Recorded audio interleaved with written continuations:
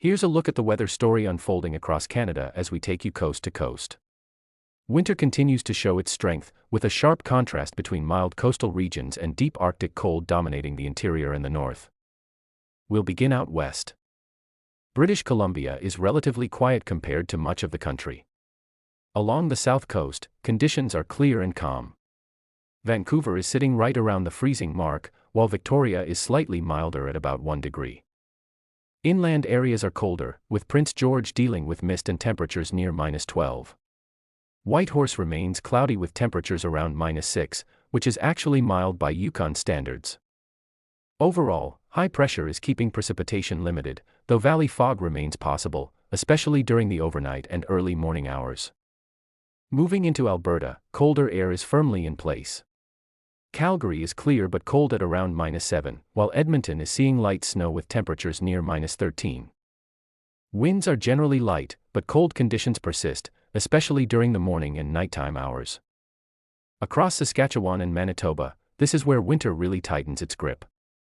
Regina is mostly cloudy at -20, Saskatoon is cloudy at -21, and Winnipeg is partly cloudy but extremely cold at -29. This region continues to sit under Arctic air, and even small amounts of wind can push wind chill values dangerously low. Travel conditions can change quickly if snow bands or blowing snow develop. Farther north, the cold intensifies even more. Yellowknife and Iqaluit are both sitting near -28, with partly cloudy and clear conditions respectively. These areas remain under the core of Arctic air, and temperatures here are well below seasonal averages.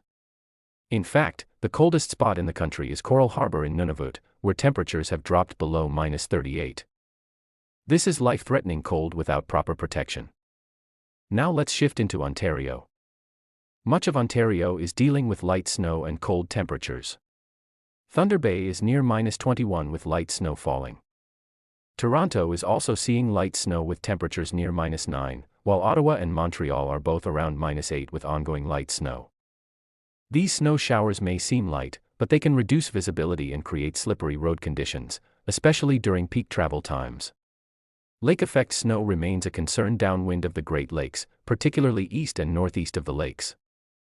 In Quebec, colder air deepens as you move north. Quebec City is mostly cloudy at -16, while southern areas continue to see light snow.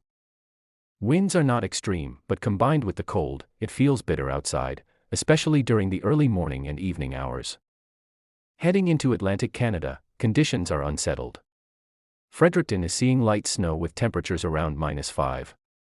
Halifax and Charlottetown are also dealing with light snow near -1. St. John's is right at the freezing mark with light snow, sitting at the mild end of the national temperature range today. In fact, the warmest spot in the country is Sable Island in Nova Scotia, where temperatures are close to 10 degrees, a remarkable contrast to the Arctic cold in the north. Winds remain a concern in Atlantic Canada, especially near coastal areas, where gusty conditions can combine with snow or rain to create hazardous travel and marine conditions. To summarize the national picture, Canada remains locked in a winter pattern. Arctic air dominates the prairies, northern Ontario, and the territories, while southern coastal regions remain relatively mild. Light snow is widespread across central and eastern Canada, and lake effect snow continues to pose localized travel hazards. The temperature contrast across the country is extreme, ranging from near 10 degrees in parts of Atlantic Canada to near -40 in the Arctic. As we move forward, cold conditions will persist for much of the country, with only brief moderation expected in the west and along the coasts. Winter travel precautions remain essential, especially in regions dealing with snow, wind, and extreme cold. Stay safe, stay warm, and for more Canada-wide weather updates, make sure to subscribe and keep checking back for the latest forecast.